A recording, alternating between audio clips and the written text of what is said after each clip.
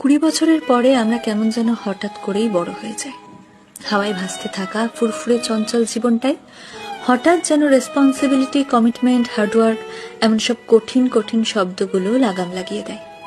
জীবনে ঠিক কি করতে চাইছি এটা বুঝতে বুঝতেই শখের বাক্সে তালা মেরে হাতে তুলে নিতে হয় দায়িত্ববোধের চাবি। বাইরে বেরোতে ইচ্ছে করে না, বন্ধুদের ফোন ধরতেও ইচ্ছে করে না। কেমন যেন সবকিছুর ওপর থেকে হঠাৎ করেই বিশ্বাসটা উঠে যায়। সব সময় শান্তি খোঁজার এক আপ্রাণ চেষ্টা চলে মনে। নির্ঘুম রাতের তারারা সাক্ষী থাকে এই গল্পগুলোর। শখের জিনিসগুলোর একটা লম্বা লিস্ট তৈরি হয় মাথায়। কারণ 20 পর বাবার কাছে শখের জিনিসটা চাইতে কেন জানি ভীষণ দ্বিধা বোধ হয়।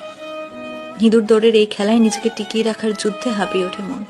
ছোটবেলায় বড় হতে চাইতাম, এখন বড় হয়ে গিয়েও মনটা কেমন যেন সেই ছোট্ট আমিটাকে খুঁজে বেড়ায়। 20 পর আমরা আসলেই বড় হয়ে যাই।